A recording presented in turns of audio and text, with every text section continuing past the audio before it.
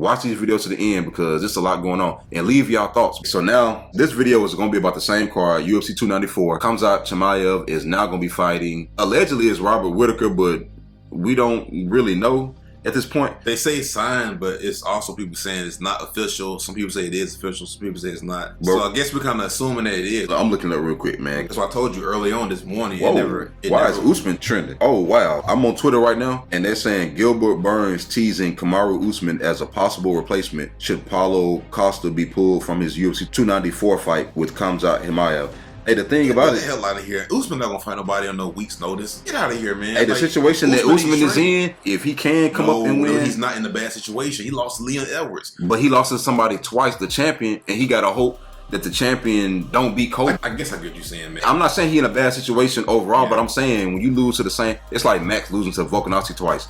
Now it's like, we know you can beat everybody else, but no, Daniel Cormier is saying, he said, you guys will actually lose your minds. Who could it be? Because I was reading on Twitter this morning, they were saying Robert Whittaker. Initially, when I was thinking about Robert Whittaker, I was like, okay, this is a nice fight because Robert got a lot to prove because that Dricus fight was embarrassing. That Dricus fight almost put a stamp on him, if I'm going to be completely honest. He almost got perfect on Robert Whittaker. Flawless victory.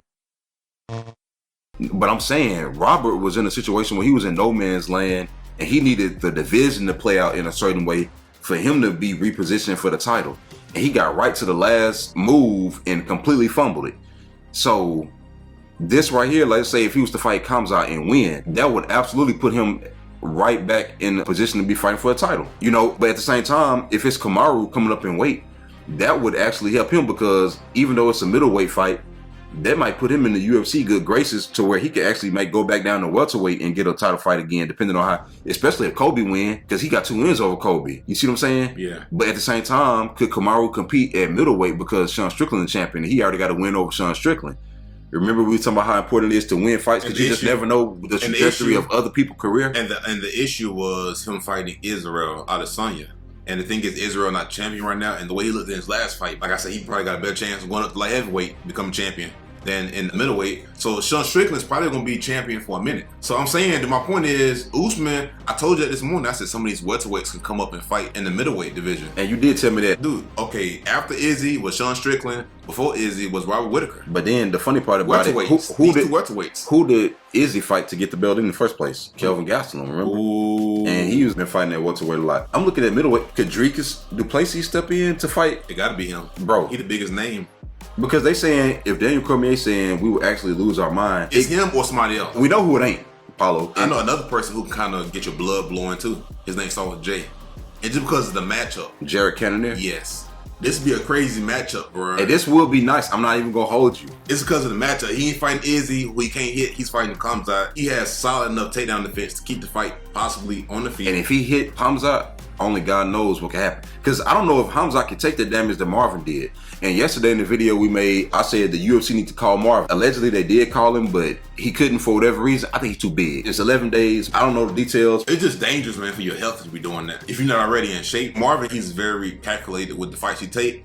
Because Marvin always in top 5 for some reason, right? So he knows I'm not going to take this fight and risk it and risk losing my spot. Mm-hmm. Hey, Jared might be the guy, man. I don't know, because stylistically, like you said, from a fighting standpoint, it's almost like another version of what we was getting. Paulo versus Khamzat. This video is about the replacement and who the replacement could be. Could it be a welterweight coming up to middleweight? Could it be Jared? Could it be Dricus or whatever? But there's another part of this with me and you talked about this extensively this morning. Dude, Paulo is done. Game over. And I'm not putting a stamp on him completely forever, but I'm saying the amount of work that Paulo got to do to get in everybody good graces. Because if Paulo knew he needed surgery and he waited to 3 weeks before this fight, knowing that he was going to need it at some point. First of all, we thought you was going to fight Robert Whittaker in Australia. Then we got 2 weeks ahead of that card and then, oh, I'm not fighting. Okay, goofy. Then it's supposed to fight Ikram 2 or 3 weeks before that. Now we get to this. He was injured, but it made sense now he was injured whenever he was scheduled to fight Ikram. Man, why didn't he get the surgery, man? That's what I'm trying to figure out. It wouldn't be so bad except for he talking so much right now, man. And look, I'm entertained by it. We can't even get mad at that because then we also criticize fighters for not talking enough, huh?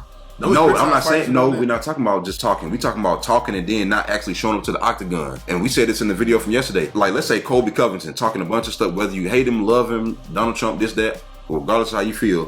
One thing about it, Kobe gonna make his way to the octagon, point blank, period. You see what I'm saying? Yeah. You got to respect it. Dude, Paulo is not making it to the octagon. We don't know nothing. This fight was gonna answer so many questions, and now here we are again, back at square one. What you said yesterday, Paulo don't have a win over a current active UFC fighter on the roster. This fight was gonna answer so many questions for him and Khamzat Chimaev. It was a perfect fight.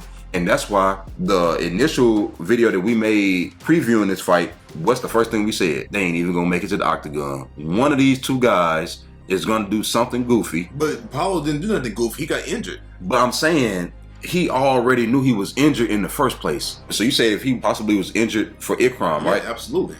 Then why did you not get that taken care of? That fight was in June or July or something like that. It's October, man. This fight gonna happen at the end of October. Bro, you literally had... Then against Khamzat of all people, bro. You took this fight. What you thought was gonna happen? You thought you was gonna fight Khamzat at 40% and win? Bro, you probably can't beat Khamzat at 100%.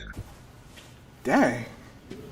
So I'm saying, why not get healthy and then take the fight? Even him versus Drekus or somebody would have been it's his team, bro. They making bad career decisions. Terrible. And look, what did we say yesterday?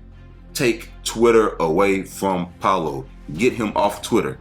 You're doing too much Twitter talking and not enough actually walking to the octagon. I don't want to see no Photoshop. I don't want to hear nothing about no secret juice, all the jokes and all that kind of stuff. Like, remember Dana White DM'd him on Instagram and said, take that down, you fucking goof. Remember that? Yeah. Look, if Paulo had did everything he was doing, but he made it to the octagon on fight night, I would not have nothing to say. But the fact that you knew you was injured and you didn't say nothing till the last minute, I don't know what his mindset is. I'm saying all this, but I don't know what the details were. This is the third time in a row, officially, that there's been something with Paulo. You see what I'm saying? Okay. That's what I do know for sure. I don't know the details of maybe it wasn't that bad and then it ruptured during training, so maybe something happened. It actually goes back further than that because the Marvin Whittaker fight, you remember he had to go up in light heavyweight and stuff. And then they actually were saying that he probably shouldn't fight at middleweight no more. And he had the bicep injury and nobody knew what was going on. Let me go to the Tapology and see There's everything. Really some bad luck as of late.